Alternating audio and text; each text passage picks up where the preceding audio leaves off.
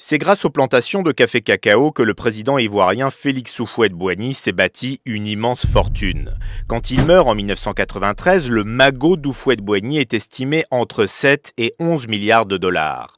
Grâce au négoce du cacao, la Côte d'Ivoire est plus riche que Dubaï. Mais j'ai une mauvaise nouvelle pour toi. Ceux qui amassent des fortunes dans le cacao ne sont pas des Ivoiriens. Et c'est ça que nous allons découvrir dans cette vidéo. Et surtout, comment est-ce que toi, tu peux gagner ta part du gâteau.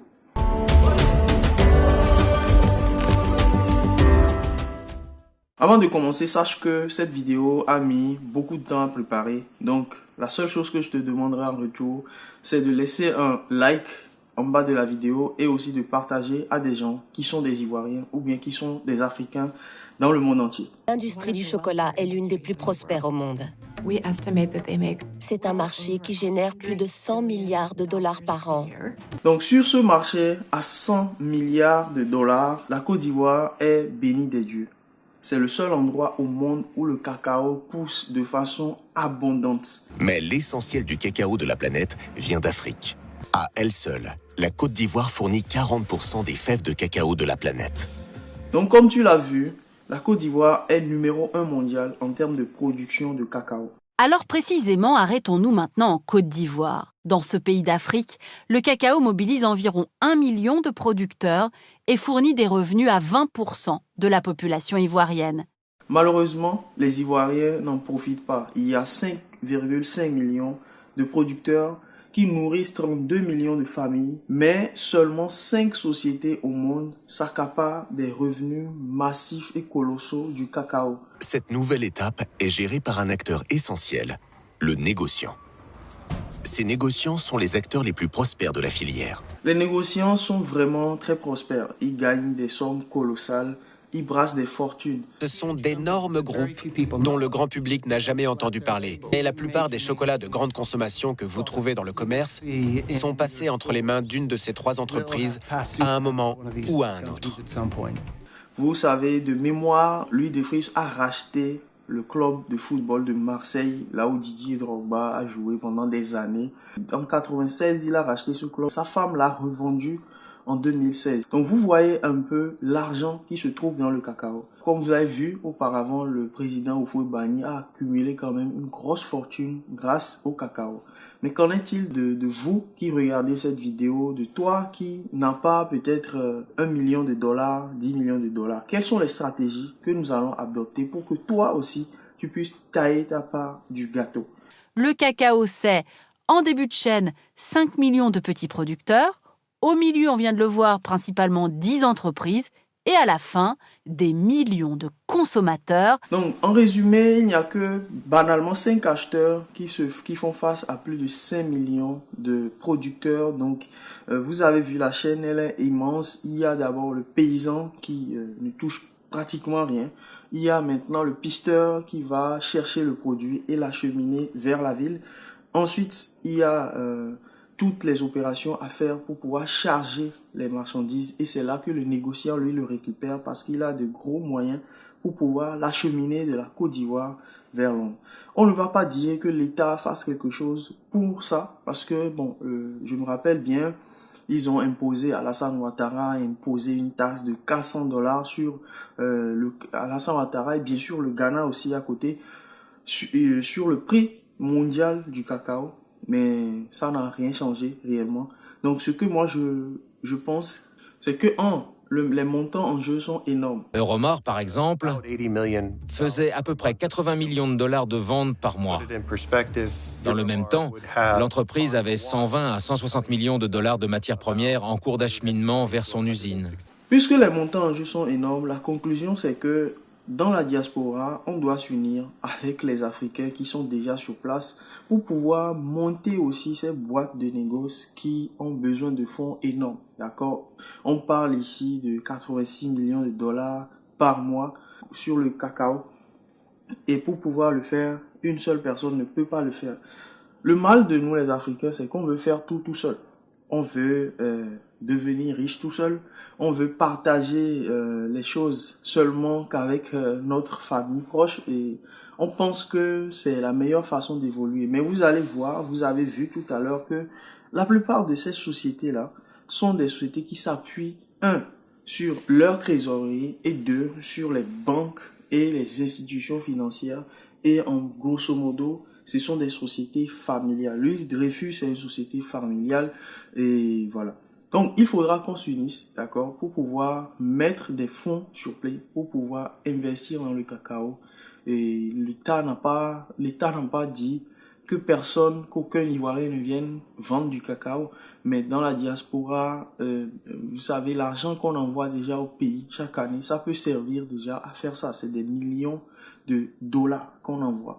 Ça peut nous servir à prendre le contrôle de ce qui nous appartient pour que les Ivoiriens et les Africains aussi puissent se pavaner sur les Champs-Élysées, dans les boutiques Dior. Ce n'est pas seulement les Qataris qui peuvent le faire. Nous avons la possibilité, nous avons l'argent, nous avons les ressources pour pouvoir le faire. Et heureusement que le cacao pousse à un endroit où on est les seuls détenteurs de cette terre-là.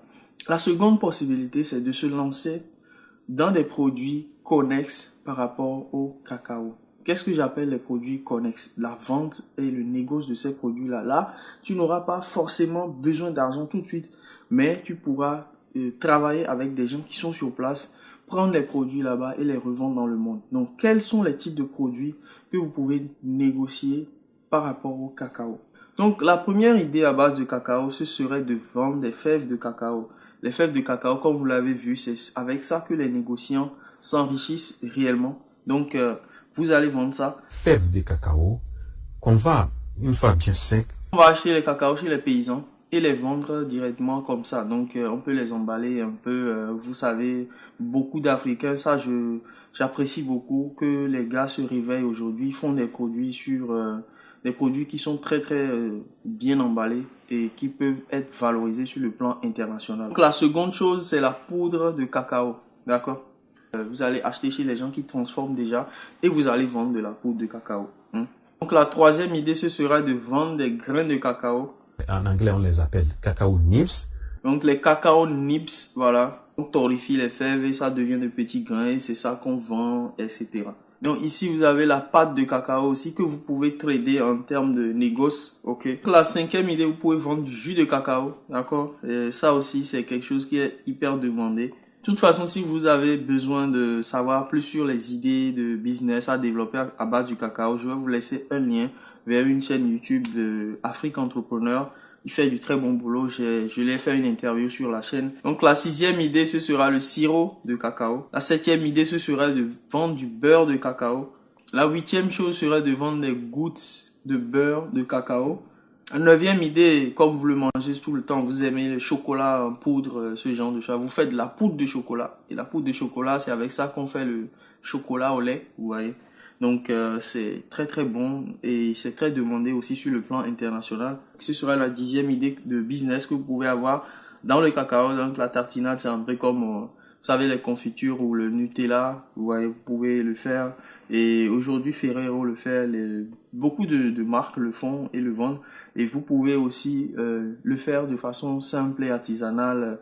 Vous le faites et vous l'exportez sur le marché international. L'argument principal, c'est que ça vient directement de l'Afrique. Ça a été fait à la main.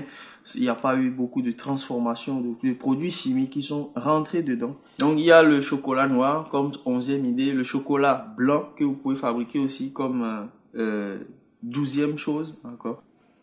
Ensuite, vous pouvez faire des pâtisseries à base de chocolat, donc faire des pâtisseries et les vendre. Je sais que beaucoup de gens qui suivent la chaîne sont des boulangers. J'ai reçu des messages de gens qui sont dans la boulangerie, qui veulent faire du négoce. Et ça, c'est des choses auxquelles vous devriez penser. Si vous faites déjà dans la boulangerie, vous pouvez réellement rentrer dans le négoce du cacao parce que vous travaillez beaucoup avec du cacao, vous travaillez beaucoup avec du chocolat. Et pourquoi ne pas rentrer directement dans le négoce du chocolat, vous voyez? Donc, il y a aujourd'hui un gros marché essentiel. Donc, ça sera la 14e idée, c'est de vendre des huiles essentielles à base de cacao. Je sais qu'aux États-Unis, c'est très demandé, au Canada, même en Europe et surtout en Asie, principalement Moyen-Orient, à Dubaï, etc. Okay? On peut avoir les coques de cacao Donc, rien ne se jette dans le cacao. Donc, la 15e idée, ce serait de faire de la vente, l'achat-revente, le négoce des coques de cacao. Donc, quand on va enlever les fèves, il va rester les coques.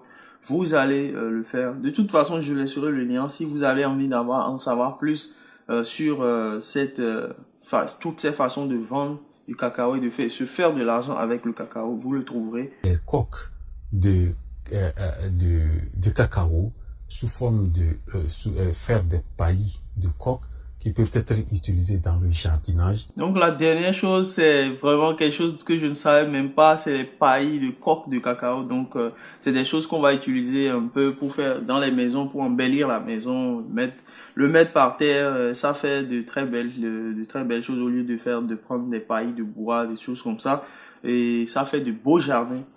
Vous voyez tout ce que nous pouvons faire à base du cacao. J'espère que cette vidéo t'a plu. Si tu l'as aimé, je t'invite à la liker et à la partager à ceux qui ne savent pas réellement comment s'enrichir grâce au cacao et qui ne connaissent pas toute l'histoire de la Côte d'Ivoire derrière le cacao. Et on se retrouve dans une prochaine vidéo avec de nouveaux produits, avec de nouveaux concepts. Et dis-moi si tu as aimé. À très bientôt. Ciao, ciao.